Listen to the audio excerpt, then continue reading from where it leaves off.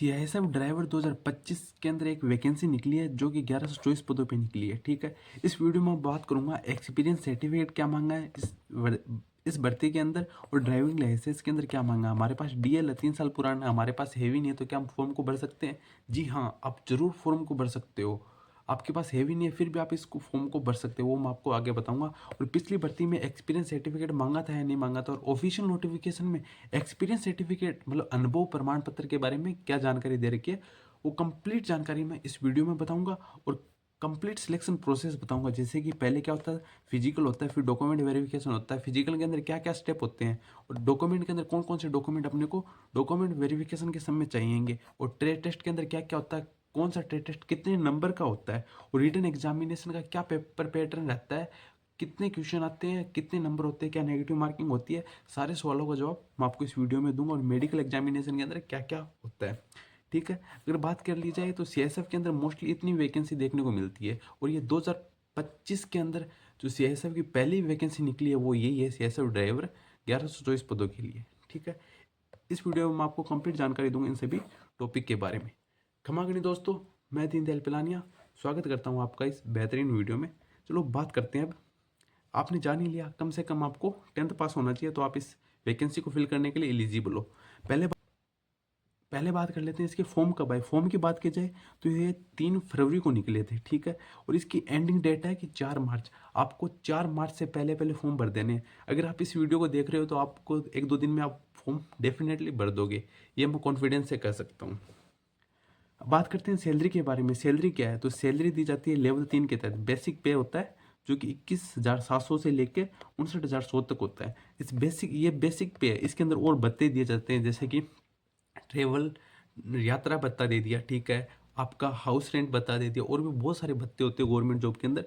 उन सभी को जोड़ के ये 30,000 के प्लस ये 30,000 के प्लस बैठती है अपनी सैलरी। ठीक है, तो अपनी सैलरी कम से कम लगते ही 30,000 के आसपास मिलती है इसके अंदर, अगर लग जाते हैं तो।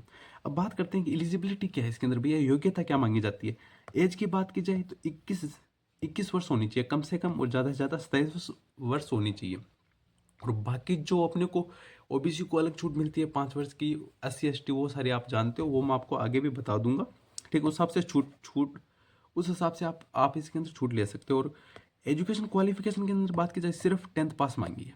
आपके पास सिर्फ 10th की होनी चाहिए, आप इसके अंदर अच्छे से अप्लाई कर सकते हो, इस फॉर्म को भर सकते हो। और दूसरी एक कंडीशन दे रखी है डीएल की, ड्राइविंग लाइसेंस। 3 प्रकार के ड्राइविंग लाइसेंस होने चाहिए आपको, आपके पास। इन 3 को देख के डरना नहीं है, अभी मैं आपका सारा डाउट क्लियर कर देता हूँ। सबसे पहले आपके पास हेवी मोटर व्हीकल होना चाहिए, जो कि ट्रांसपोर्ट व्हीकल होता है। ठीक है, फिर लाइट मोटर व्हीकल, और फिर मोटरसाइकिल विद गियर। इसका क्या है, ये देखो, ये मेरा ओरिजिनल लाइसेंस है। इसके अंदर मैंने कुछ जानकारी छिपा रखी है, वो मेरी प्राइवेसी के चलते हुए। ठीक है, जैसे कि इस प्रकार से लाइसेंस होता है।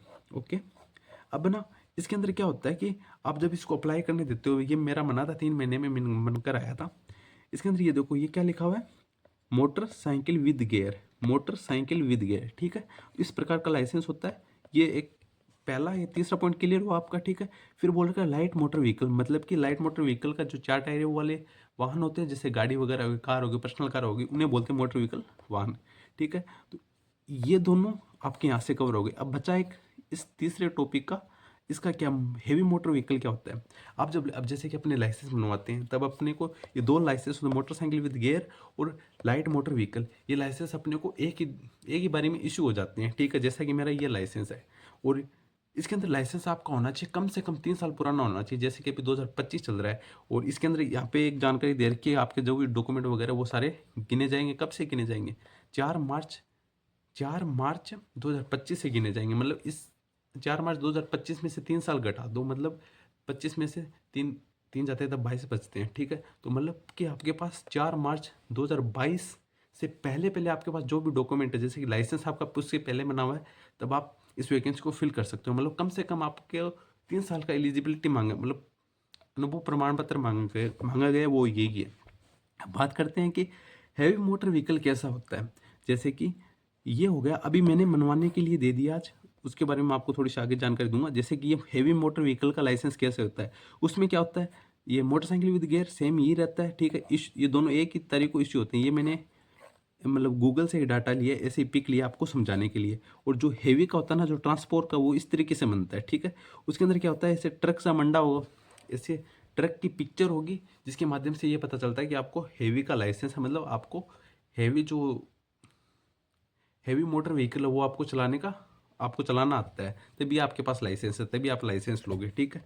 तो ये लाइसेंस का डाटा एकदम क्लियर हुआ। अब बात करते हैं, जैसे इसके अंदर ये बोल रखा है ऑफिशियल नोटिफिकेशन के अंदर अनुभव प्रमाण पत्र के बारे में क्या जानकारी दे रखी है।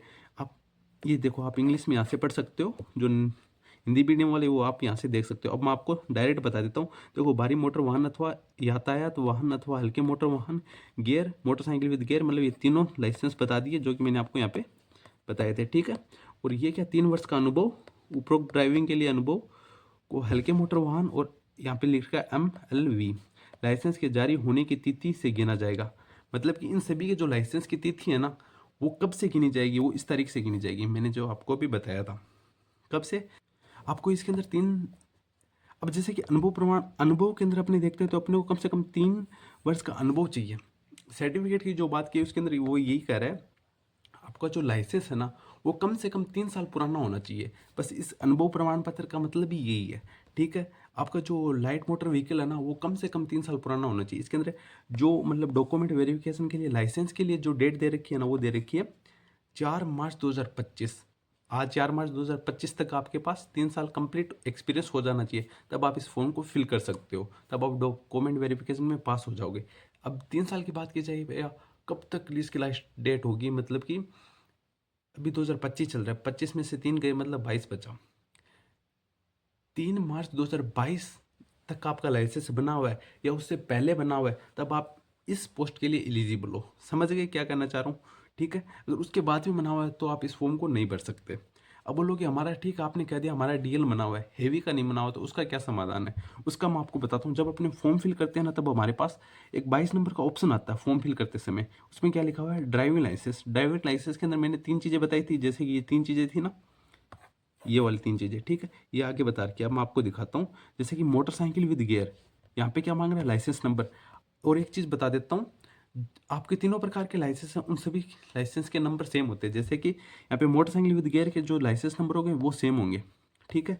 और यहाँ पे दूसरे दूसरे पॉइंट पे दे रखा है कि light motor vehicle licence number same होंगे, ठीक है। और फिर तीसरे में दे रखा है हेवी मोटर व्हीकल, यहाँ पे भी लाइसेंस नंबर सेम होंगे, मतलब तीनों के लाइसेंस नंबर सेम होंगे। और तीनों की जो RTO जारी करता है, तो ये C पॉइंट देखो आप, यहाँ पे name of licence issue RTO, मतलब किस RTO ने आपके लाइसेंस को इशू किया, मतलब जारी किया है, वो भी सेम होगा। और ये लाइसेंस जितनी मेरे को जानकारी है उसके हिसाब से ये आपके क्षेत्र में ही बनती है। मतलब कि आपका जो भी डिस्ट्रिक्ट है, या उस डिस्ट्रिक्ट में बने कि आप डिस्ट्रिक्ट के निवासी हो, या फिर सब डिस्ट्रिक्ट, जैसे कि तहसील होती है, उस तहसील के आसपास जो भी RTO आपका पास वाला RTO है, उसी वही जारी करता है, वही मनाता है। ऐसा नहीं है कि मैं जैसे कि किसी भी राज्य में रहता हूँ, जैसे कि मान लेते हैं मैं गंगानगर में रहता हूँ और मेरा बीकानेर बन जाएगा, नहीं, मेरे को गंगानगर जाके ही मनवाना पड़ेगा, मेरा जो भी पास का एरिया वहाँ से। तो वो RTO जो जारी करता है वो सेम होता है, लाइसेंस नंबर सेम है, तीनों के अंदर यही है। अलग क्या है, अलग सिर्फ एक चीज़ है, वो कि जारी करने की डेट, ठीक है। जैसा कि मैंने आपको अपने लाइसेंस में दिखाया था, ये मेरी जारी करने की डेट है। कंप्लीट मैंने नहीं दिखा रखी प्राइवेसी के चलते हुए, ठीक है। ये दोनों एक ही दिन जारी हुए थे, परंतु हेवी का ना, हेवी के लिए आपको कम से कम 1 साल का वो टाइम मांगता है। हालांकि मेरे इस लाइसेंस को बने हुए 4 साल हो गए, तो मेरा हेवी का लाइसेंस बन जाएगा। आज ही मैं अप्लाई करके आया हूँ, और इसके 1 महीने बाद ही मेरा बन के आ जाएगा, ठीक है। ये पूरी लाइसेंस से रिलेटेड पूरी कंप्लीट जानकारी थी। मैं विश्वास के साथ कह सकता हूँ आपको, इसके बाद में आपको जरूरत नहीं पड़ी है। इसके बाद में आपके सारे डाउट अच्छे से क्लियर हो गए हैं, ठीक है। अब बात कर लेते हैं, और इसके बारे में कंप्लीट इन्फॉर्मेशन देनी है। तो एक चीज़ और रहेगी, जैसे कि जब पूरा फॉर्म फिल कर देंगे तो वो अपने से कुछ डॉक्यूमेंट मांगेगा प्रूफ के तौर पे। तो वहाँ अपने कौन से डॉक्यूमेंट लगेंगे वो बता देता हूँ। जैसे कि 10th की मार्कशीट मांगेगा, तो आपको 10th की मार्कशीट PDF फाइल में कन्वर्ट करके वो लगा देनी, वो ई मित्र वाला लगा देगा। अब ड्राइविंग लाइसेंस, आपका जो ड्राइविंग लाइसेंस है ना, वो यहाँ पे लगाना होगा। उसका मैं थोड़ा सा बाद में बताता हूँ। फोटो लगा दी, सिग्नेचर लगा दी। अब बात करते हैं ड्राइविंग लाइसेंस की। ड्राइविंग लाइसेंस आपका इस तरीके से लगाना है, इधर आगे वाली फ़ोटो खींच ली, ठीक है। और इसके साथ में अटैच करनी है PDF में पीछे वाली फ़ोटो, आगे वाली पीछे वाली, इस दोनों को इस तरीके से अटैच करके फिर आपको अपलोड करना है। अब बोलो, अब कहो कि आपने स्टार्टिंग में बात कही थी कि भैया आपका ड्राइविंग लाइसेंस बना हुआ है, 3 साल कंप्लीट हो गए हैं फिर भी आप फॉर्म को भर सकते हो। कैसे भरोगे? यहाँ पे तो हेवी का मांग रहा है। अब बताएं, अपने यहाँ पे एक तिकड़म लगा सकते हैं। अगर ये सक्सेसफुल हो जाता है, जो कि मेरे को लगता है मतलब 99% चांस है कि ये सक्सेसफुल हो जाएगा। जैसे कि इसने लाइसेंस मांगा, हमारे पास लाइसेंस है, हेवी का पता नहीं था, तब हेवी का नहीं है ना, हेवी सेम तो ये रहेगा, सिर्फ जो डेट है ना वो चेंज होगी। और यहाँ पे जो ये है ना, मतलब इस तरीके से ट्रक की पिक्चर आ जाएगी, समझ गए?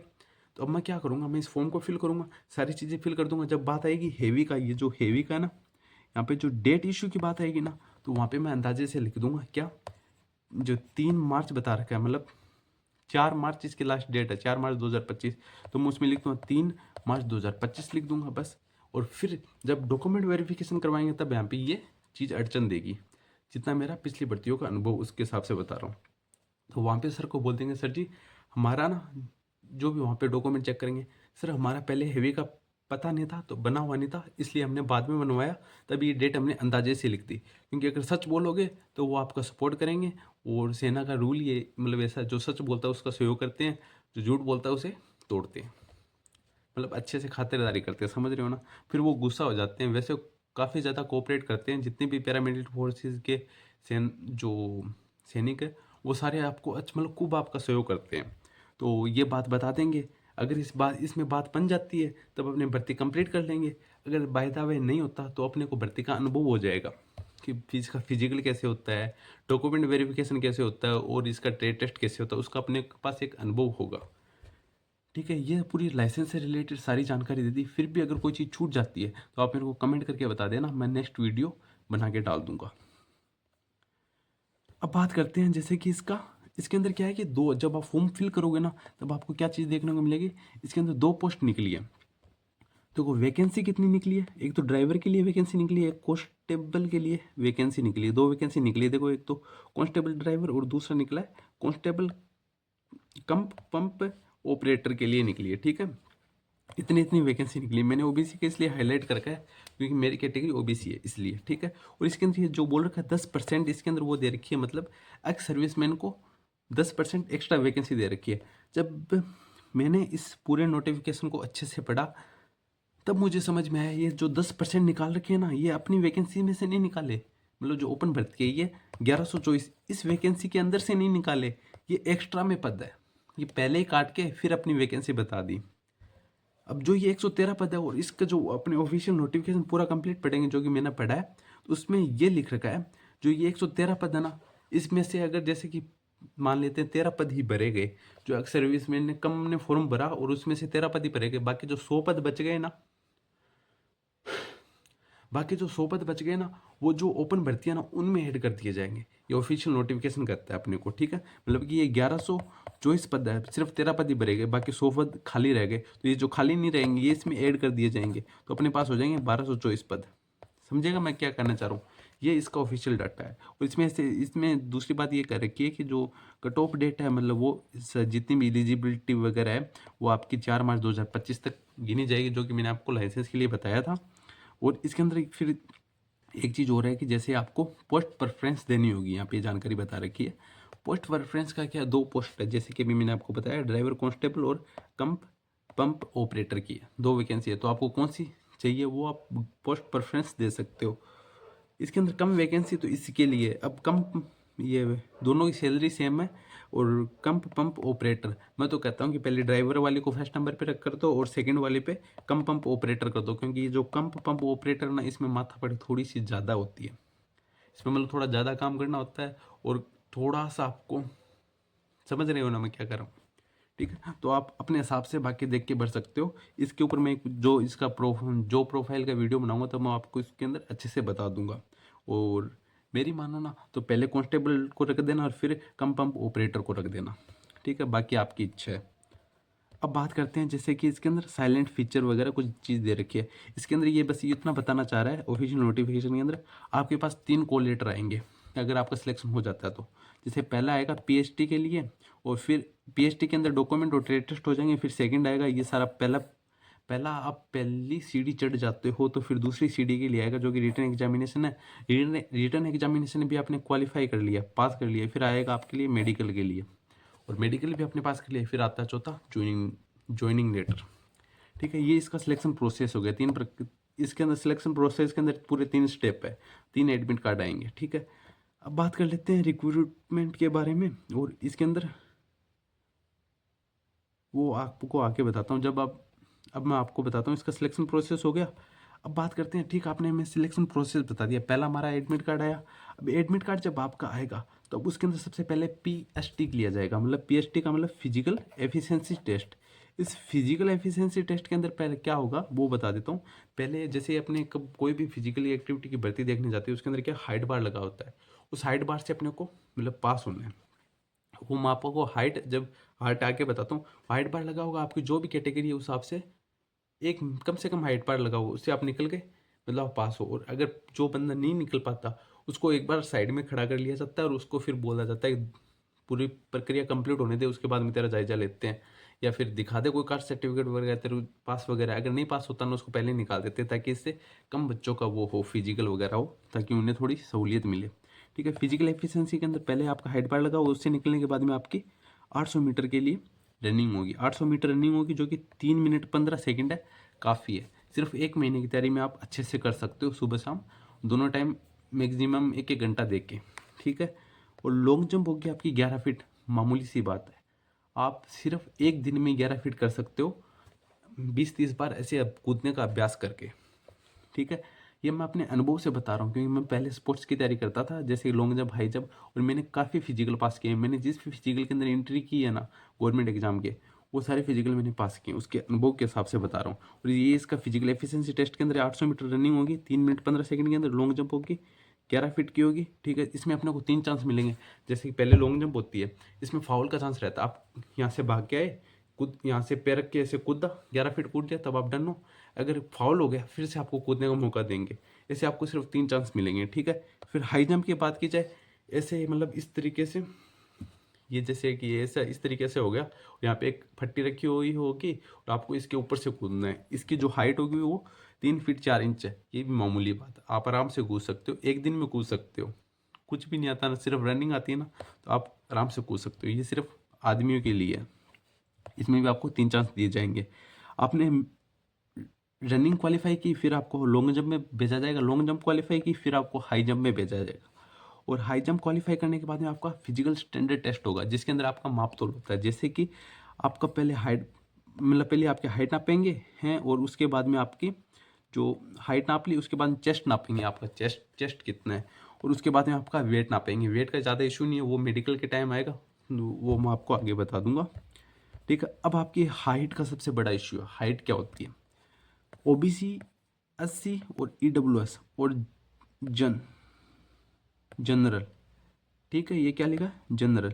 इन सभी के लिए 167 सेंटीमीटर आपकी हाइट होनी चाहिए कम से कम, और 80 सेंटीमीटर आपका चेस्ट होना चाहिए। मेरा चेस्ट 80 सेंटीमीटर से ज़्यादा ही है। ठीक है, हर एक का इतना ही होता है। और अब 5 सेंटीमीटर आपको ऐसे फुला के दिखाना होगा वहाँ। अब बात की कर लीजिए कुछ ऐसी स्पेशल जिनको मतलब आरक्षण वगैरह दिया जाता है, उनके लिए क्या, जैसे गढ़वाली होगी, कुमाऊली होगी, गोरखा हो गई, डोंगरा हो गई, ये जो जनजाति वाले एरिया है, ये जो जनजाति है, उनको थोड़ी सी छूट दे रखी है। और जैसे अपने पूर्वोत्तर भारत के 7 सिस्टर और एक उनका भाई सिक्किम, ये सारे राज्य जो 7 राज्य है, और भी बहुत सारे हिमाचल प्रदेश वगैरह हो गए, ये आप नोटिफिकेशन देख सकते हो। इसमें आप चेक कर लो आप किस कैटेगरी में आते हो।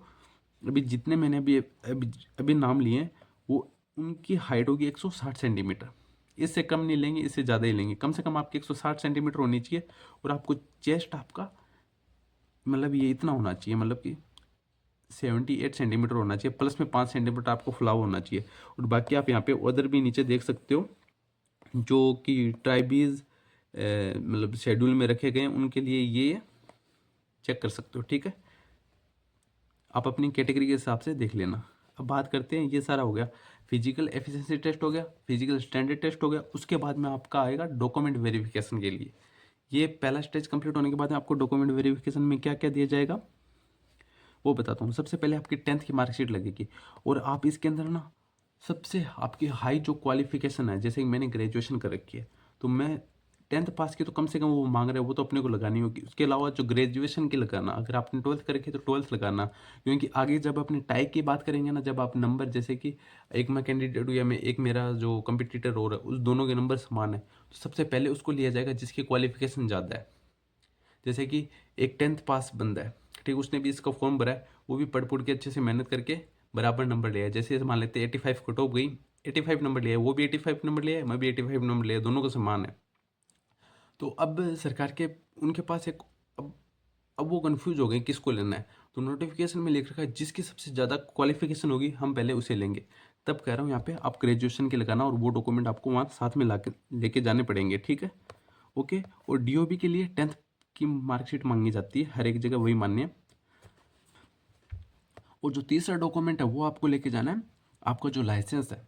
अब तब तक तो मन के आ जाएगा, अब जैसे कि मैंने दिया है, अब मेरे को बोल रहा था उसने 15 मार्च तक आपका लाइसेंस मैं हेवी का मन के आ जाएगा, ठीक है। तो वो लाइसेंस आपको लेके जाना होगा और ये सारे डॉक्यूमेंट आपको ओरिजिनल लेके जाने हैं, ठीक है। और फिर आपको अगर आपने कास्ट में जैसे छूट वगैरह चाहिए, आप ओबीसी का सर्टिफिकेट लगाया तो वो आपको सर्टिफिकेट लेके जाने हैं। 4 डॉक्यूमेंट हो गए, ठीक है। अगर है तो फिर वो आपको पासपोर्ट साइज फोटो लेके जानी है। डॉक्यूमेंट वेरिफिकेशन में आपको ये पाँच डॉक्यूमेंट वेरिफिकेशन में आपको ये 5 डॉक्यूमेंट लेके जाने हैं। पहला 10th की मार्कशीट और जो हाईएस्ट क्वालिफिकेशन है वो, और फिर तीसरा ये तो डेथ सर्टिफिकेट के लिए, ये तो जो बर्थ सर्टिफिकेट उसके लिए, और आधार कार्ड। अब मैं आपको फिर से रिपीट कर देता हूँ, 10th की मार्कशीट प्लस ग्रेजुएशन जो आपने कर रखी है उसका, और फिर जो दूसरे नंबर पे वो आपको आधार कार्ड लेके जाना है, और तीसरे नंबर पे लाइसेंस होना चाहिए ओरिजिनल, और तीसरे चौथे पे आपको जो ओरिजिनल मतलब कास्ट सर्टिफिकेट है वो लेके जाना है, और 5वें पे आपको पासपोर्ट साइज फोटो लेके जानी है, और 6ठे पे आपको इन सभी की एक फोटो सेट निकलवा के लेके जाना है डॉक्यूमेंट के अंदर, ये होगा। अब बात कर लेते हैं ट्रेड टेस्ट के अंदर क्या होगा। ट्रेड टेस्ट की बात कर ली जाए, अब ट्रेड टेस्ट आपको ये सिर्फ क्वालिफिकेशन करना होगा, मतलब सिर्फ पास करना है इसको। अब इसके अंदर 3 स्टेप होंगे। पहला आपका होगा driving test for light vehicle. Light vehicle का मतलब हो गया कि आपसे एक जीप वगैरह दे देंगे या बोलेरो दे देंगे या ऐसे कार दे देंगे जिसके 4 टायर हैं, ठीक है, वो आपसे चलवा के देखेंगे। अब इसके अंदर आपके पास 3 ऑप्शन होते हैं। एक तो जैसे 8 दे देंगे, भैया आपको 8 के अंदर पार्किंग करनी है वहाँ, जो जैसे पिछली भर्ती का बता रहा हूँ उसमें क्या होता है, एक ऐसे आठा बना के दे दिया था पार्किंग के तौर पे, और उसमें बोलेरो को मतलब लगाना था, ये जैसे 8 को ऐसे घुमा के लगा दो। एक कई किसी किसी को जैसे सीधा कह रहे थे, मतलब सीधी ऐसे बोलेरो कर दो, और किसी को बैक करके 8 बनाना था, ठीक है। और ये लाइट मोटर व्हीकल हो गया। फिर क्या बोल रहे हैं, driving test for heavy vehicle, और उसके बाद में अच मनवा रहे थे हैवी व्हीकल से, ठीक है। अच्छा समझ ही गए होंगे आप, जैसे अच मनता है ना उस तरीके, उसके अंदर आपको हैवी व्हीकल के अंदर जो मोटा ट्रक दे देंगे, जैसे कि 6 चक्का ट्रक हो गया, उसको आपको इधर से लेके जाना है, ऐसे लेके जाना है यहाँ पे आगे, और फिर यहाँ से इधर होके मतलब उल्टा करके मतलब थोड़ा सा एक राउंड तो आपका सीधा लगेगा और एक राउंड आपका ऐसे उल्टा करके लगेगा, समझ रहे हो, ठीक है। ये हैवी व्हीकल के लिए होगा। अगर आपने जो पहले जो अल पार्किंग है वो आपने कंप्लीट कर दी, तब आपको क्वालिफिकेशन नंबर आपको पास कर दिया जाएगा, ठीक है, पहले स्टेज में। फिर दूसरे में आपसे अच मनवाया जाएगा, आपने अच पास कर दिया तो दूसरे स्टेज में पास हो। और तीसरे में ये आपका जैसे कि अपने 10th की जब अपने ने 10th क्वालिफाई की तब हमारे प्रैक्टिकल हुए थे ना कोई सब्जेक्ट में, तो वाइवा लेते हैं ना, उस तरीके से इसका वाइवा लेंगे, मतलब बेसिक जानकारी पूछेंगे। अगर जैसे कि आप ट्रक वगैरह चला रहे हो, कोई साधन चला रहे हो, कोई गाड़ी चला रहे हो, नाम दे देंगे फलाने फलाने का। जैसे कि आप वो एग्जाम्पल के लिए आप बस चला रहे हो, चलाते चलाते वो एकदम से झटका खा के बंद हो गई, तो इसका क्या रीज़न है। या फिर पूछ लेगा कि फ़िल्टर साफ़ करना है, तो मतलब उसको फ़िल्टर को नो कैसे चेक करते हैं, फ़िल्टर कहाँ होता है, मतलब बेसिक जानकारी बेसिक जानकारी आपसे पूछ लेगा। और मतलब गाड़ी के बारे में जो बेसिक नॉलेज होते हैं वो आपसे पूछेगा। ये वाइवा में वही होता है। और जैसे पिछली भर्ती का मैं बताऊं तो उसमें ऐसे बता रखा था, अल मनाया अच मनाया, और एक और चीज़ थी, नहीं 8 मनाया अल मनाया, नहीं पिछली भर्ती में बता रहे थे 8 मनाया फिर अच मनाया और अल मनाया, ये 3 ऑप्टिकल से मनवा के देख रहे थे। उसके बाद में नॉर्मल ऐसे नॉर्मल पूछा था, ज़्यादा कुछ नहीं पूछा, और बोला कि आपका वाइवा हो गया है। आपने जब इतनी 3 चीज़ें क्वालिफाई कर ली तब आपको मतलब ड्राइवर का अच्छा खासा नॉलेज है, तब ये क्वालिफिकेशन मार्क्स है, ये एक आपके एग्ज़ाम में नहीं जुड़ते, ठीक है। ये पूरा ट्रेड टेस्ट का जानकारी थी। इस पूरे के लिए पूरा एक एडमिट कार्ड आएगा, जैसे कि आपका फिजिकल पहले दिन हो गया, उसी दिन डॉक्यूमेंट वेरिफिकेशन हो जाएगा, उसके अगले दिन आपका ट्रेड टेस्ट होगा। अब बात कर लेते हैं अपने इसका एग्जामिनेशन। फिर आपका कुछ 1-2 महीने बाद में आपका एग्जामिनेशन के लिए कॉल लेटर आएगा, जिसे अपने एडमिट कार्ड बोलते हैं, ठीक है। अब एग्जामिनेशन हो गया, एग्जामिनेशन के अंदर क्या क्या सब्जेक्ट आएंगे वो बता देता हूँ। 100 नंबर के 100 क्वेश्चन होंगे और 100 ही नंबर होंगे, ठीक है। नेगेटिव मार्किंग बिल्कुल नहीं है, जीरो नेगेटिव मार्किंग है, तुक्के लगाओगे वहाँ से भी आपके सही हो जाएंगे। अब पूछ क्या रहा है, जनरल नॉलेज जो कि हर एक कम्पिटिटिव एग्जाम के अंदर पूछी जाती है, ठीक है। मैथमेटिक्स भी हर एक कम्पिटिटिव एग्जाम के अंदर पूछी जाती है, 20-20 क्वेश्चन पूछे जाएंगे, ठीक है। और ये है एनालिटिकल एप्टीट्यूड, और ये है एबिलिटी टू, और ये एबिलिटी वगैरह ये भी, ये दोनों रीजनिंग के पार्ट है, ठीक है। और यहाँ पे आपको इंग्लिश और हिंदी दोनों में से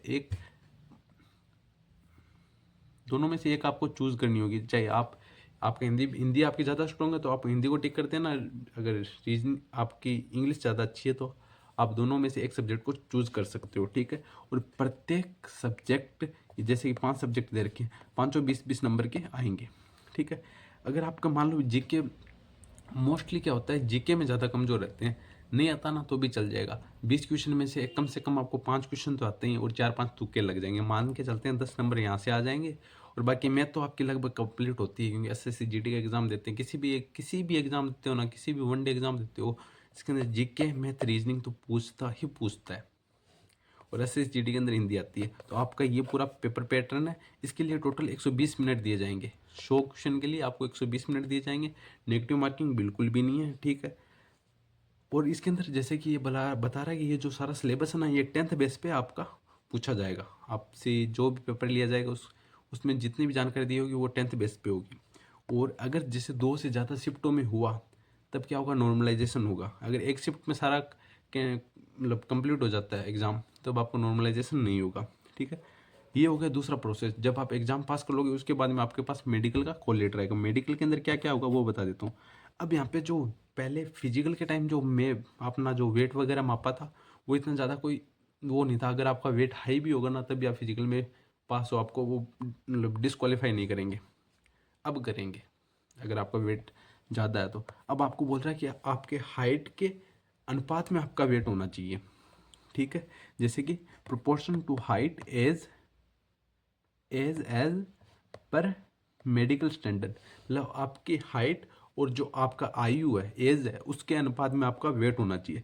उसके लिए जब इसका मेडिकल होगा तो उससे पहले मैं आपको बता दूंगा इसके हाइट का अनुपात वगैरह क्या होता है। नॉर्मल जो ये सारी क्राइटेरिया पास कर लेता है उसका वेट वगैरह इतना होता है। और बाकी ये टाइम भी देते हैं तो वेट बढ़ा भी सकते हैं, कम भी कर सकते हो 4-5 दिनों में अपने।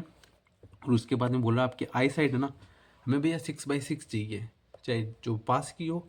अन6 चाहिए पास की, मतलब एकदम अच्छे से आपको पास का दिखना चाहिए, किसी भी प्रकार कोई चश्मा वगैरह नहीं लगना चाहिए।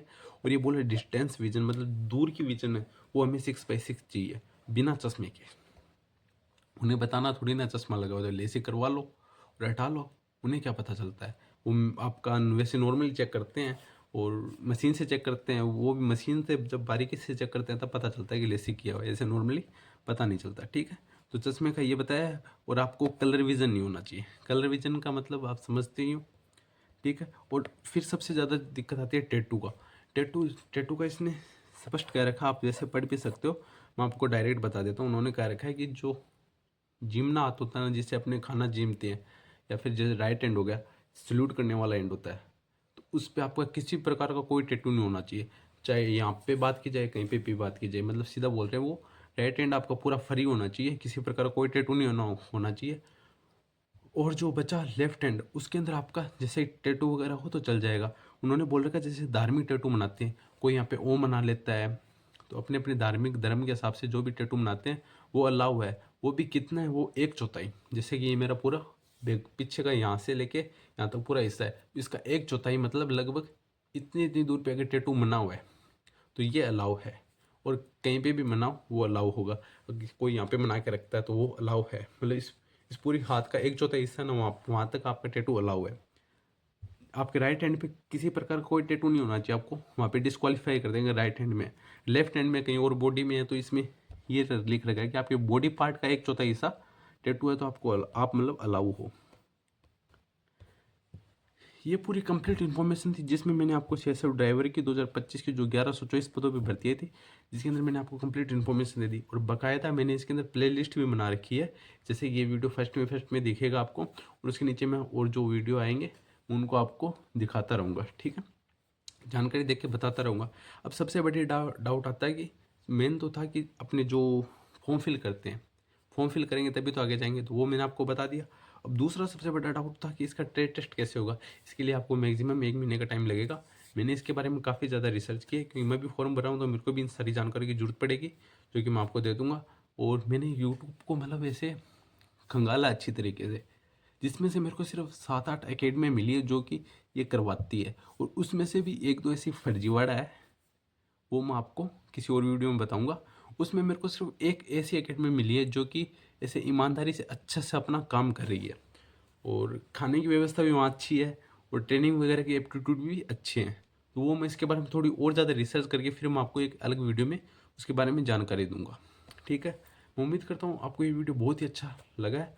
अगर आप CSF ड्राइवर की तैयारी कर रहे हो तो आप इस चैनल को सब्सक्राइब कर लेना। मिलते हैं नेक्स्ट बेहतरीन वीडियो में, तब तक के लिए जय हिंद।